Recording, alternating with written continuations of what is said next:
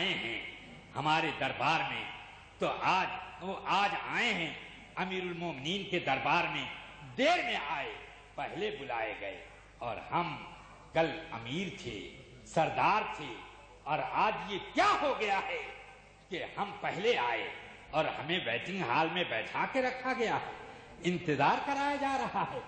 انہی کے ساتھیوں میں ایک دلچسپ بزرگ بھی تھے، انہوں نے کہا اے ابو سفیان، اس میں شکایت کا کیا موقع ہے؟ فاران کی چوٹی سے اسلام نے آواز سب کو ایک ساتھ دی تھی، سب کو ایک ساتھ بلایا تھا، سب کو ایک ساتھ پکارا تھا۔ جس نے اسلام کی دعوت کو پہلے قبول کیا وہ دربار میں پہلے بلایا گیا، اور جس نے تاخیر کی اب اسے تاخیر سے بلایا جائے گا۔ اس میں شکوے کی بات کیا ہے؟ تھوڑی دیر کے بعد حضرت سیدنا امیر المؤمنین عمر فاروق نے ابو سفیان رضی اللہ عنہ اور ان کے ساتھیوں کو بھی طلب کیا، اور مگر امیر المومنین عمر فاروق تو پہلے ہی سے لوگوں کے دلوں کے حالات کا جائزہ لے لیتے تھے۔ ان کو سمجھ میں آ گیا کہ ابو سفیان کو ضرور یہ معاملہ شاک گزرا ہوگا۔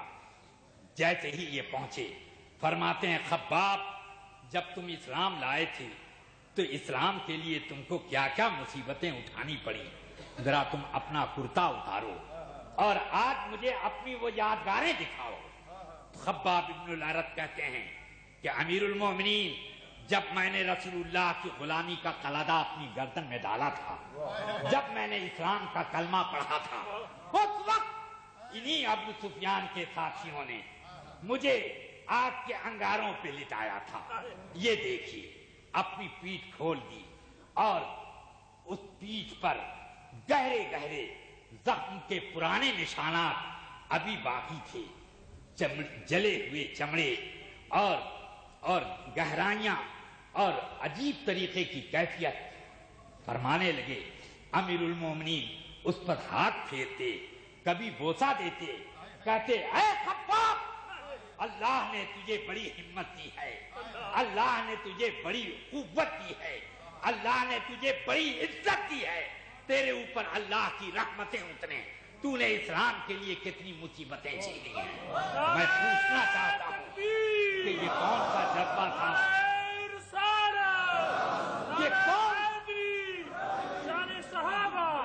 یہ کون سا جذبہ تھا جس نے ان ساری تکالیف، ساری مشقتوں کو آسان کر دیا تھا اور اطاعت ان کے لیے اتنی قریب کر دی تھی دل سے کہ مشقتیں نہ اس کے لیے روڑا بن پا رہی تھی، نہ کسی قسم کی رکاوٹیں ڈال پاتی تھی۔ یہ کیا بات تھی؟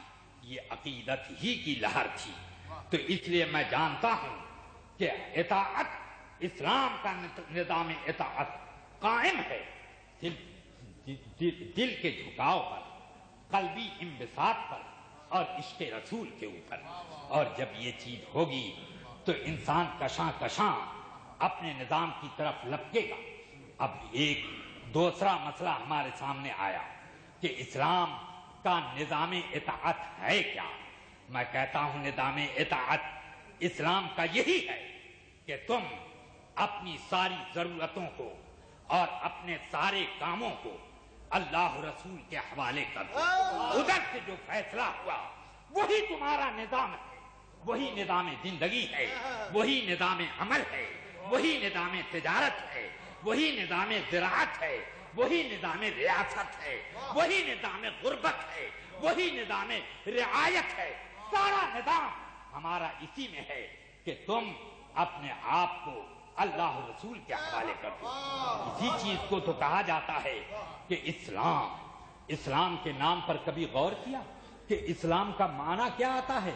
اسلام کا معنی یہ نہیں ہے صرف کہ لوگوں کو سلامتی دینا، یہ سلامتی دینا یہ تو اسلام کا وہ معنی ہے جو اصل معنی کی فرع ہے۔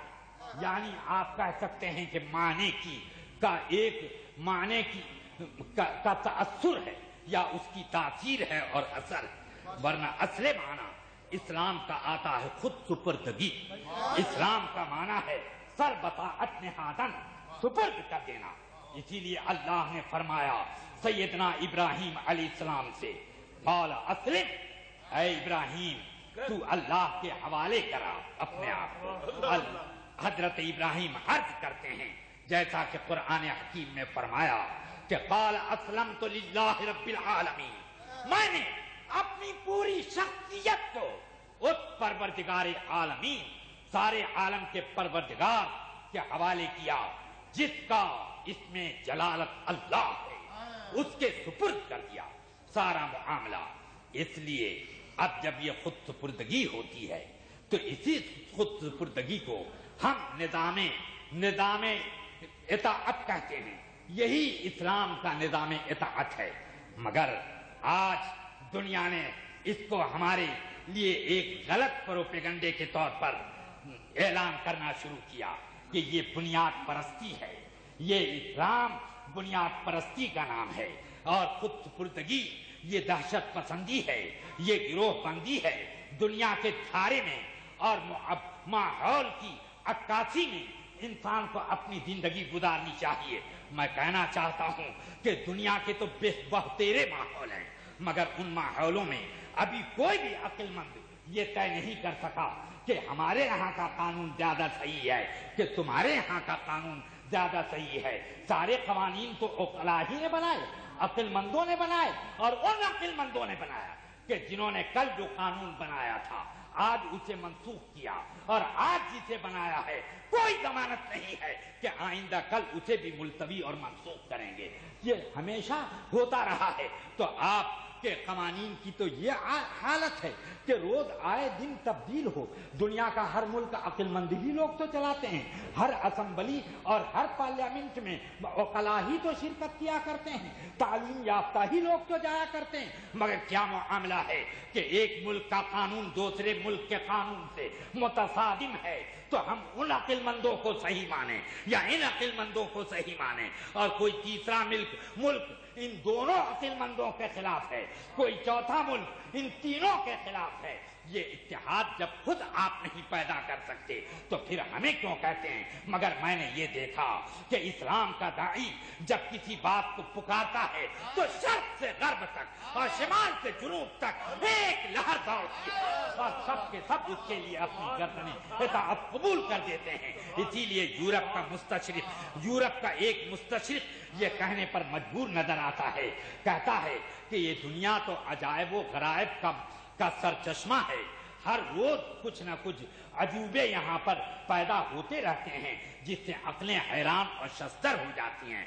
मगर मैंने तारीख आलम में सबसे ज्यादा हैरत अंगेज, सबसे ज्यादा ताज्जुब खेज कोई चीज देखी तो ये देखी कि अरब की सरजमीन पर एक बेपढ़ा लिखा इंसान फारान की चोटी पर खड़ा हुआ और चंद ही दिनों में उसने मशरिक से मगरिब, शिमाल से जुनूब तक अपनी कौमों की कतारें मारने वालों का एक झुरमुट पैदा कर दिया, जिन्होंने सौदाइयों की तरह से सारे आलम में फैल करके उनका गलगला मचा दिया है।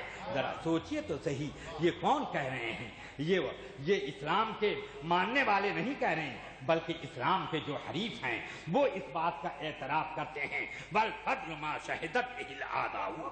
इसलिए मुझे कहना पड़ता है कि इस्लाम का निज़ाम इताअत ऐसा दिलचस्प है कि इंसान को खुद उसकी तरफ अपने आप की कशिश महसूस होती है। यही वजह है कि जब तक ये निज़ाम इताअत जारी सारी और इंसान के दिलों के ऊपर हाकिम था तो ये इंसान ये दुनिया का हाकिम था, और दुनिया की बड़ी बड़ी ताकतें इसके सामने लर्ज़बर अंदाज थी। हमारे असलाफ में अपने उजले कपड़ों से और अपनी बिल्डिंगों से, अपनी दौलतों से और अपनी प्रॉपर्टी से इस्लाम अपना दबदबा कायम नहीं रखा था, बल्कि अपने उन फर्मा बरदार दिलों से सारी दुनिया के ऊपर अपना दबदबा कायम करके रखा था कि जिसका शोर आज तक भी दुनिया के कानों में गूंज रहा है। इसीलिए तो आज कहने वाले ये भी कह रहे हैं कि कम्युनिज्म खत्म हो गया, लेकिन आज इस्लाम दुनिया के लिए सबसे बड़ा खतरा है। अब इस्लाम के बुनियाद परस्त अगर ये लोग जिंदा रह गए तो इंसानियत की सोसाइटी को बिगाड़ के रख देंगे। मगर हमने देखा कि इस्लाम की सोसाइटी के अंदर जो आ गया, जिसने इस्लाम का निज़ाम इताअत कबूल कर लिया है, उसकी जिंदगी के अंदर एक ऐसा इनकलाब बर्पा हुआ कि वो जिस राह से गुजरा, उस राह के अंदर, उस राह में रहमतों की बारिश होने लगी। जिस राह से वो गुजर गया, वो अपने असरात छोड़ के गया। लेकिन हमने आज की सोसाइटी, यानी आज की वो गैर मुहद्दब सोसाइटी, जिसको तहजीब की सोसाइटी कहा जाता है, जिसको कानून की जुबान ने बड़ी गिराई दे रखी है, बड़ी वुसाअत दे रखी है, और जिसको दीदा दिलेरी का हक दे रखा है, आज उन लोगों को हम देखते हैं कि वो जिस राह से गुजर जाते हैं वहां पर बेचैनियां पैदा हो जाती हैं।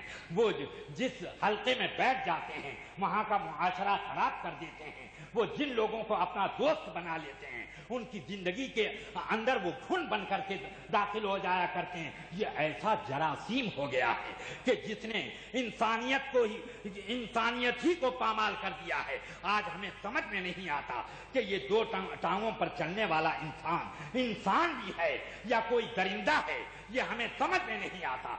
बिलाशुबहा इस्लाम के दाइयों को, इस्लाम के दाई सल्लल्लाहु अलैहि वसल्लम के गुलामों को की कतारें देखें। जब इस्लाम की दावत दिलों के अंदर पैबस्त थी, उसी माहौल में तो यूरोप का वो हिस्सा जिसे रूम कहा जाता है फतह हुआ था। तो उस वक्त रूम के लोगों ने अपनी दोशीदाओं को बैठा दिया था। कहाँ? सारे बालाखानों पर, सारी छतों पर, शाहराहों पर खड़ा भी कर दिया। क्यों? कि इस्लाम का लश्कर आज शहर का जायजा लेने के लिए निकल रहा है। मगर उस वक्त देखा ये गया कि मुजाहिदीन और इस्लाम के मानने वाले लोग जब उन गलियों से गुजरे, सबकी नजरें झुकी हुई थी। कोई गली की बहारों को न देख सका, बिल्डिंगों को न देख सका, शाहराहों को गिन न सका, इमारतों की बुलंदी को न देख सका। निगाहों पर मोहम्मद रसूलुल्लाह का पहरा बैठा हुआ था। आज निगाहों के सामने वो नहीं थे, मगर पहरा था। क्यों पहरा था?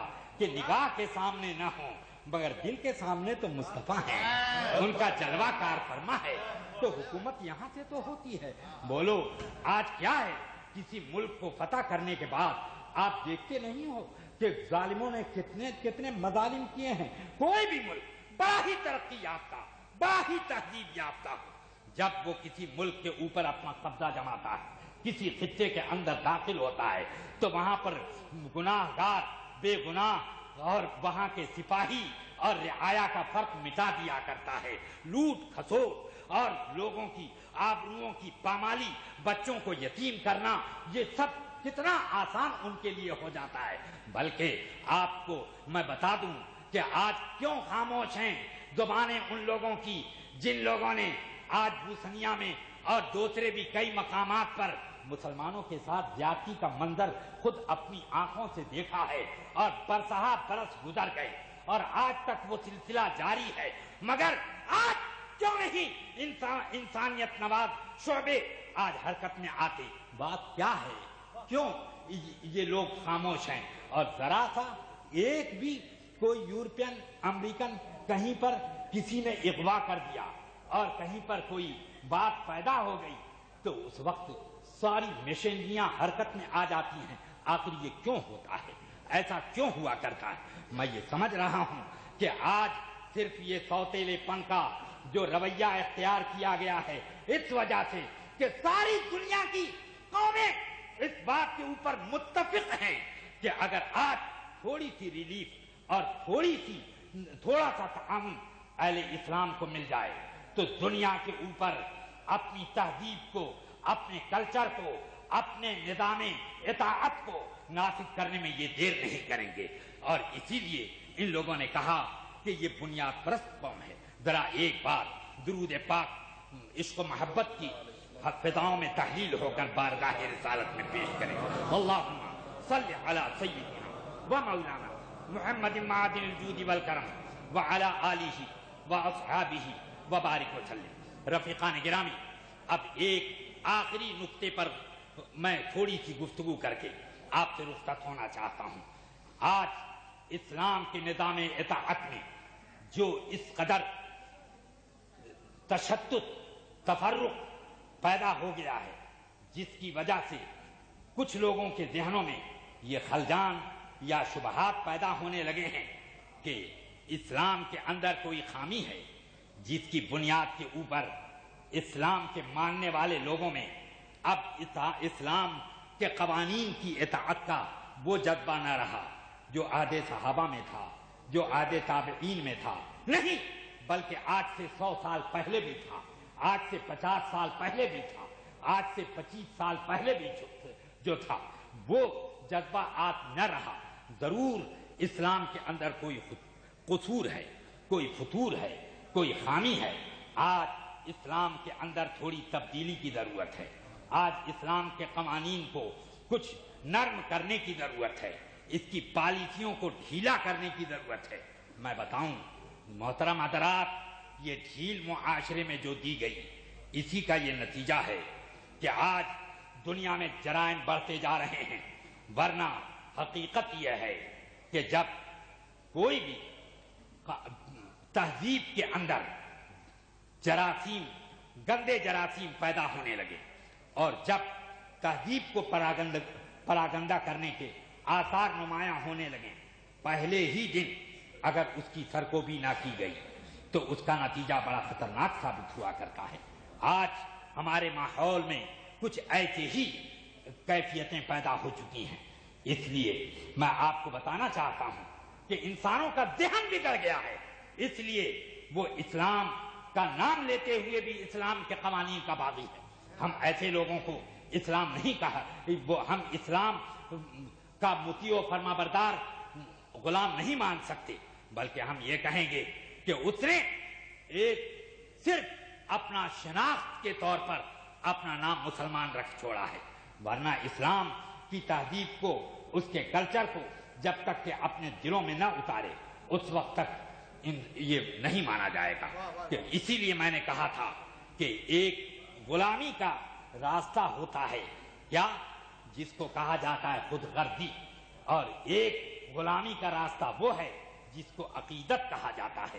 تو اسلام نے اخلاص اور عقیدت پر اپنے نظام اطاعت کو قائم کیا ہے، اور آج دنیا کے اندر جتنی پراگندگی آپ دیکھیں گے وہ خود غرضی کی بنیاد پر ہے۔ ہاں، خود غرضی نے انسان کو آج درندہ بنا دیا، خود غرضی نے کتنے انسانوں کو آوارہ بنا دیا، اس خود غرضی نے کتنے انسانوں کو جواری اور کبابی بنا دیا، اس خود غرضی نے کتنے انسانوں کو ظالم اور جلاد اور خوریز بنا دیا، کتنے انسانوں کو چنگیز خان کا بھی ہیرو بنا دیا ہے۔ اسی خود غرضی نے انسان کو کتنا ہوسناک اور کتنا خوفناک بنا کر کے رکھ دیا ہے۔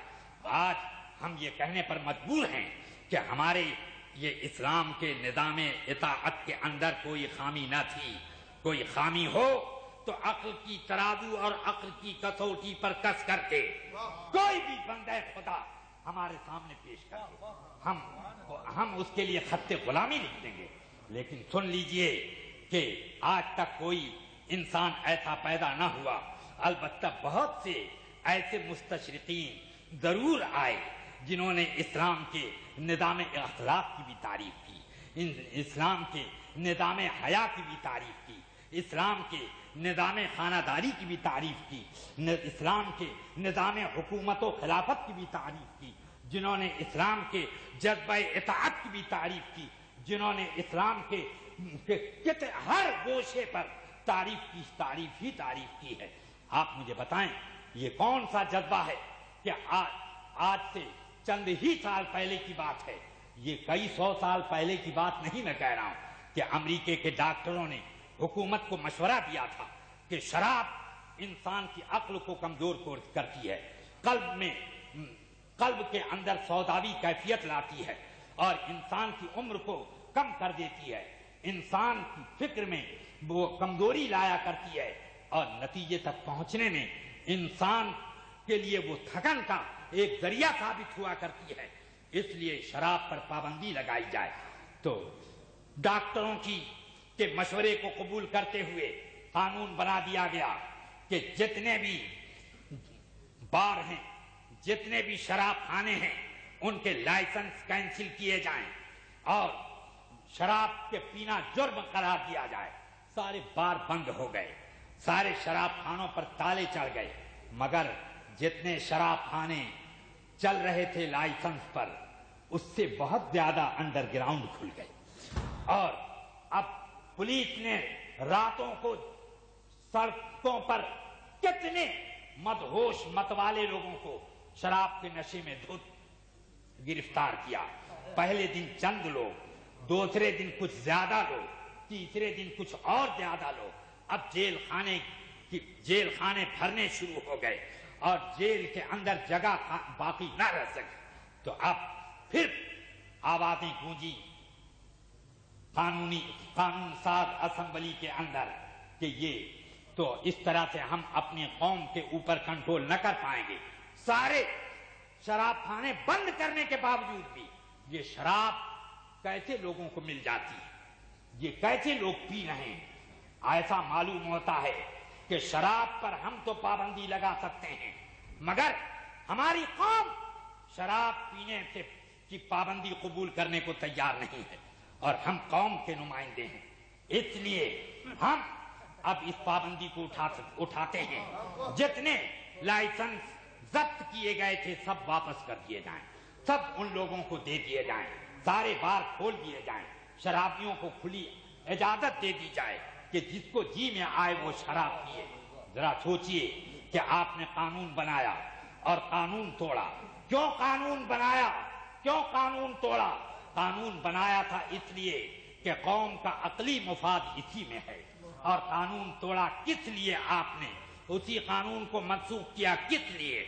आपका अपना जाती मुफाद था, खुद गर्जी पर आ गए कि हम कौम के नुमाइंदे हैं, इसलिए कौम की ख्वाहिशात का एहतराम करें। मगर आओ मेरे आका सरवरे कायनात सल्लल्लाहु अलैहि वसल्लम के मानने वालों की वो जमात भी देखो कि जिनको घुट्टी में भी शराब पिलाई जाती।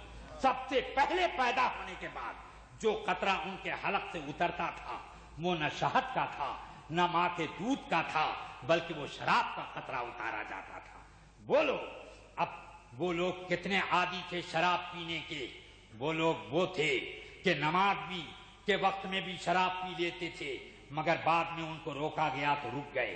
वो लोग अपनी फरहत और तफरीह के मौके पर खाने पीने के बाद भी वो शराब पी लिया करते थे। मगर आओ मैं आपको बुखारी की एक हदीस सुनाऊं। सैयदना अनस इब्न मालिक रज़ी अल्लाह ताला फरमाते हैं कि एक रोज हजरत अबू तलहा के दोस्तों का जमघटा हमारे घर लगा हुआ था।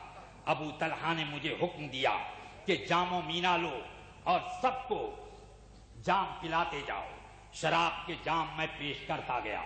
इतने में घर के बाहर गली में कोई आवाज सुनाई दी।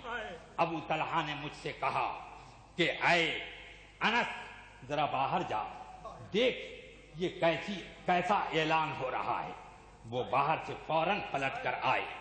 अनस कहते हैं मैंने अर्ज किया कि इस वक्त ऐलान करने वाला ऐलान कर रहा है कि अला व इन्नल्लाह व रसूलहू क़द हर्रमल खमर। सुन लो कि आज अल्लाह ने और उसके रसूल ने शराब को हराम कर दिया है।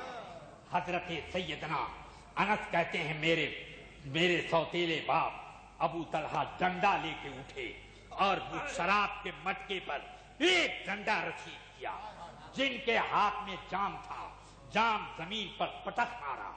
जिनके मुंह में शराब की घोंट थी, फौरन उन्होंने कुल्ली कर दी। और उस रोज मदीने की गलियों का यह हाल था कि गली के हर हिस्से में शराब की नदी बह गई।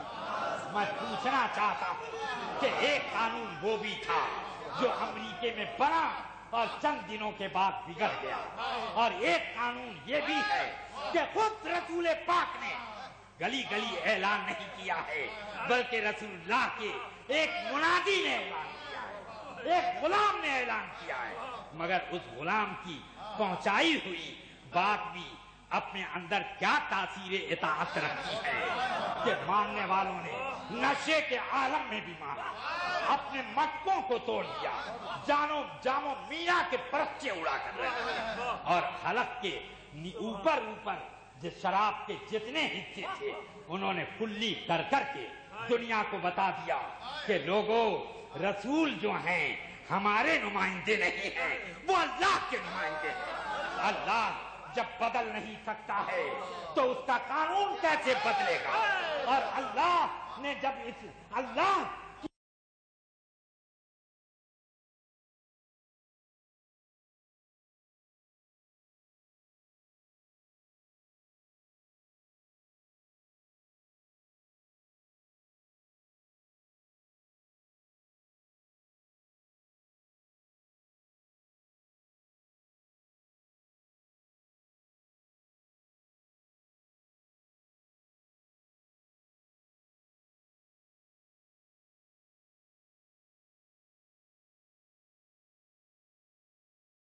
مرضی جب بدلی نہیں جاتی ہے تو پھر اس کا رسول اپنا قانون کیسے بدل دے گا؟ وہ تو اللہ کا نمائندہ ہے، تم قوم کے نمائندے ہو، اس لیے تمہاری قومیں بدلیں گی تو تمہارا نظام بھی بدلے گا، تمہاری ذہنیت بھی بدلے گی، تم خود اپنے ضمیر کے خلاف بولو گے، مگر جو خدا کا نمائندہ ہوگا، جو خدا کا نقیب ہوگا، جو خدا کا نائب ہوگا، جو خدا کا خلیفہ ہوگا، اس کے بتائے ہوئے قانون میں کبھی تغیر نہ آئے گا اور وہ تاثیر سے کبھی خالی نہ ہوگا۔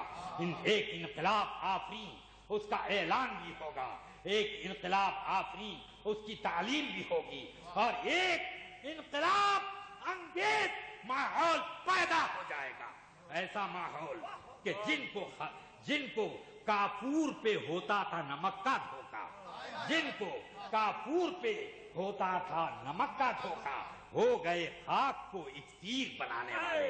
یہ کون لوگ ہیں؟ یہ عرب کے وہ بدو ہیں، اور نعرہ تکبیر، نعرہ رسالت، صدر الشریعہ، علماء اہل سنت، نظام مصطفیٰ، عالمی ریاست اسلامی کانفرنس، رفیقان گرامی، یہ عرب کے بدو، افریقے کے بربر اور یورپ کے فلسفی، یہ سب کے سب آخر کیا معاملہ ہے کہ چند ہی دنوں میں ان کی زندگی میں ایسا انقلاب برپا کیوں ہوا؟ یہ کس نے انقلاب برپا کیا تھا؟ یہ کون سی تعلیمات تھیں؟ انسان کے ضمیر کو للکارتا ہے اسلام، یہ کانوں سے نہیں متعلق ہے، یہ دل سے متعلق ہے۔ اس وجہ سے قرآن کے کو از اول تا آخر آپ پڑھ لو، قرآن میں کہیں یہ نہ کہا گیا کہ لوگوں تم اپنے کان سے سنو اور اپنی آنکھ سے دیکھو اور اپنی زبان سے بولو، یہ کہا گیا ہے کہ ان فی ذلک لآیات لقوم یعقلون، ان فی ذلک لآیات لقوم یتفکرون، ان فی ذلک لآیات لقوم یتفقہون، ان فی ذلک لآیات لقوم یتدبرون، ان فی ذلک لآیات لقوم یعلمون، ان فی ذلک لآیات لأولی الالباب، ان فی ذلک لآیات لأولی الابصار۔ ہر جگہ ہم دیکھ رہے ہیں کہ قرآن خطاب کر رہا ہے، کبھی فکر کو خطاب کر رہا ہے، کبھی بصیرت کو خطاب کر رہا ہے، کبھی عقل کو خطاب کر رہا ہے، کبھی قوت تدبر کو خطاب کر رہا ہے، کبھی انسان کی علم و دانائی کو مخاطب کر رہا ہے۔ یہ ہر جگہ یہ باطنی ہی قوت کو کیوں مخاطب کیا جا رہا ہے؟ اس لیے کہ اس نظام کو باطن میں چلنا ہے اور باطن میں اس کی جڑوں کو پیوست ہونا ہے۔ جب باطن میں اس کی جڑیں پیوست ہوتی ہیں تو اس کے برگ و بار آدمی کے جسم سے ظاہر ہوا کرتے ہیں۔ اس لیے قرآن فرماتا ہے ان صلاتی و نسکی و محیای و مماتی للہ رب العالمین، کہ میری نماز، میری عبادتیں اور قربانیاں، میری زندگی، میری موت سب اللہ کے لیے ہے جو سارے عالم کا پروردگار ہے۔ آپ ذرا سوچیں کہ ہر قوم نے اپنے یہاں اپنے مذہب کی پابندی اور اپنی دنیاوی ضرورتوں کو الگ الگ دو حصوں میں بانٹ کے رکھا ہے۔ آپ قوم یہود کو دیکھ لیں، قوم نصارہ کو دیکھ لیں، قوم ہنود کو دیکھ لیں، آپ جینیوں کو دیکھ لیں، آپ زرتشتوں کو دیکھ لیں، ساری دنیا کی قومیں مذہب ایک کیٹیگری میں اور دنیا کے معاملات دوسری کیٹیگری میں رکھے، مگر اسلام ہی ایک مذہب ہے جس نے انسانوں کی ساری دنیاوی ضرورتیں لا کر کے نظام اطاعت میں سمیٹ دی ہیں کہ ہم سن لو، ہم نے پابندی تمہاری بنیادی ضرورتوں پر نہیں لگائی ہے، تم کھاتے ہو، بھوک لگے گی، یہ فطرت ہے، مگر کھانا بھی ہوگا تو للہ رب العالمین، اور تمہیں سونا بھی ہے، پابندی نہیں ہے، للہ رب العالمین، تمہیں تجارت کرنی ہے، للہ رب العالمین۔ اس لیے ہم جب کوئی بھی کام اپنی معیشت کے لیے کریں گے تو اس میں دین کا پہلو تلاش کریں گے، یعنی اس دنیا کے کام کو ہم دنیا داری نہیں رکھیں گے، اس کو بھی دینداری بنائیں گے۔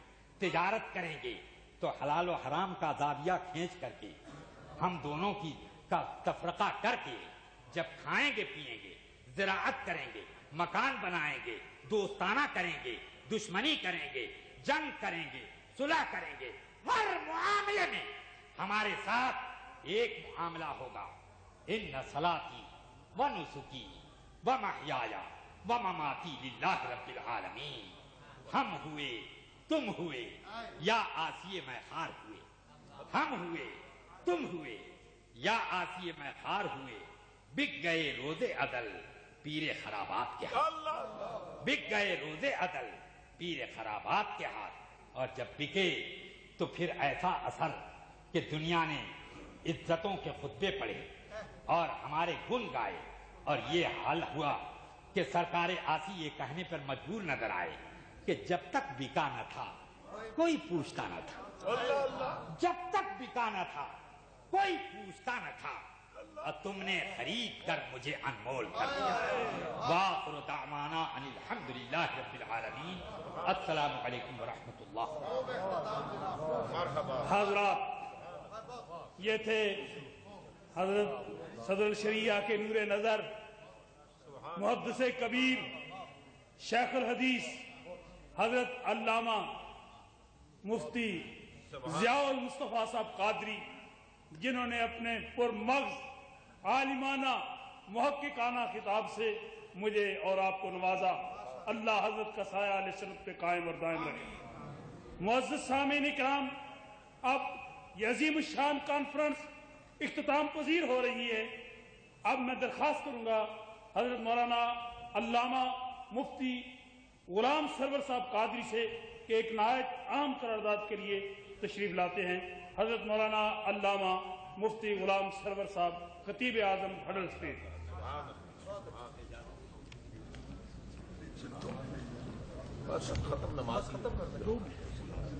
معزز سامعین، جو قرارداد مجھے پیش کرنے کے لیے کہا گیا ہے، جیسا کہ سب حضرات جانتے ہیں، کفار یہود و نصارہ کے ظلم و تشدد کا نشانہ مسلمان تقریباً ہر جگہ بن رہا ہے۔ کہیں ظلم و تشدد بمباری کر کے، گولہ بارود پھینک کر مسلمانوں کو اپنے ظلم و تشدد کا نشانہ بنایا جا رہا ہے، اور کہیں اقتصادی پابندیاں لگا کر مسلمانوں کو تباہ و برباد کرنے کی کوشش کی جا رہی ہے۔ تو میں ایک قرارداد پیش عرض کر رہا ہوں، سارے حضرات توجہ فرمائیں کہ عالمی ریاست اسلامی کانفرنس کا یہ عظیم الشان اجتماع عراق اور لیبیا پر امریکہ اور اس کے حواریوں کی طرف سے ناروا اقتصادی پابندیوں کی پرزور مرمت کرتا ہے۔ کیا آپ مذمت کرتے ہیں؟ اور اقوام متحدہ کے تمام ممبر ممالک سے مطالبہ کرتا ہے کہ ان ہر دو ممالک کے حکمرانوں سے سیاسی چپکلس کی سزا بے گناہ اور نہتے مسلمانوں کو نہ دیں اور فوری طور پر پابندیاں ختم کرنے کے لیے عملی اقدامات کریں۔ کیا آپ سب حضرات اس منظور ہے؟ حضرات، اب میں اس عالمی کانفرنس، عالمی ریاست اسلامی کانفرنس کے اختتام پر مرکزی جماعت اہل سنت کی طرف سے شہزادہ محدث اعظم پاکستان حضرت پیر طریقت صاحبزادہ قاضی محمد فضل رسول صاحب حیدر، حضرت علامہ شیخ الحدیث مفتی ضیاء المصطفیٰ صاحب قادری اور مولانا غلام صدیق صاحب کا تہ دل سے ممنون اور شکر گزار ہوں، اور اس کے ساتھ برطانیہ اور یورپ میں مقیم اپنے تمام علماء کرام جنہوں نے ہماری حوصلہ افزائی فرمائی، اس کانفرنس کو کامیابی سے ہمکنار کرنے کے لیے دور و دراز سے تشریف لائے اور اس پاکیزہ مشن میں ہمارا ہر لحاظ سے ساتھ دیا، جماعت کی طرف سے ان کا تہ دل سے ممنون اور شکر گزار ہوں۔ اور آخر میں مبلغ اسلام پیر طریقت حضرت سید معروف حسین شاہ صاحب دامت برکاتہم العالیہ اور یہاں کی اس مسجد کی کمیٹی کے تمام اراکین اور جمعیت تبلیغ الاسلام کے تمام عہدیداروں کو جماعت کی طرف سے مبارکباد عرض کرتا ہوں کہ انہوں نے اس کانفرنس کے انعقاد میں ہمارے ساتھ بہت احسن طریقے سے تعاون فرمایا ہے۔ اللہ تعالیٰ اپنے محبوب پاک علیہ السلام کے صدقے اور وسیلے سے اس مسجد کو ہمیشہ آباد رکھے۔ اب درود و سلام کے لیے صرف 2 اشعار ہوں گے، اس کے بعد اذان ہو جائے گی اور نماز ادا کر لیجئے۔ اور ایک اہم اعلان، جیسے حضرت قبلہ سید السادات سید مزمل حسین شاہ صاحب نے فرمایا تھا کہ مہربانی فرما کر مرکزی جماعت اہل سنت کی طرف سے جاری کردہ اسلامک کیلنڈر ہر میرا بھائی یقیناً جاتے وقت لے کر جائیں، اور تمام علماء کرام کی خدمت عالیہ میں درخواست ہے کہ مہربانی فرما کر یہ کیلنڈر ضرور لے کر جائیں۔ ہر میرا بھائی جاتے وقت زیادہ نہیں تو کم از کم ایک کیلنڈر یہاں دروازے سے نکلتے ہوئے اپنے ہاتھ میں لیتا ہوا جائے، اور کھانے کا باقاعدہ انتظام ہے۔ تمام احباب جنہوں نے ابھی تک کھانا نہیں کھایا نماز کے بعد کھانا کھا کر تشریف لے جائیں۔ اب درود و سلام پیش کیا جاتا ہے اور اس کے بعد حضرت قبلہ پیر طریقت جنہوں نے اس عظیم الشان عالمی کانفرنس کی سرپرستی فرمائی ہے، ان کی خدمت عالیہ میں درخواست ہے کہ آپ ہم سب کے لیے اور پوری ملت اسلامیہ کے لیے دعا فرمائیں۔ مصطفیٰ جان رحمت پہ لاکھوں سلام، مصطفیٰ جان رحمت پہ لاکھوں سلام، شمع بد میں ہدایت پہ لاکھوں سلام، شمع بد میں ہدایت پہ لاکھوں سلام، جس سہانی گڑی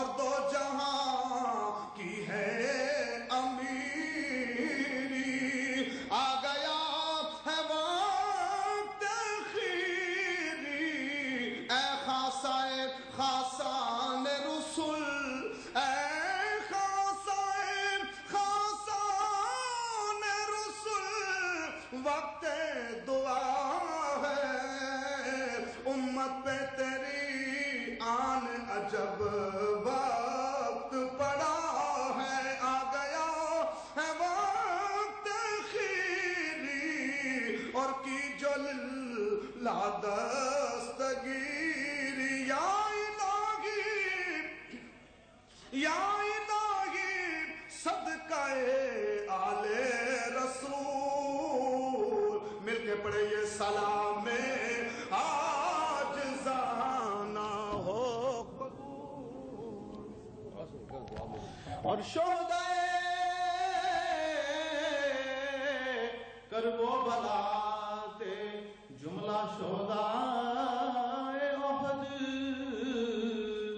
بدر تے احزاب دے علی وقاران سلام اہل بیت اطہار تے اہل بیت اطہار تے اصحاب ختم الانبیاء اور خیر الرسل دے سب جان سارانو سلام السلام گلشن وحدت کے پھول یہ سلام آج زانا ہو قبول آمین.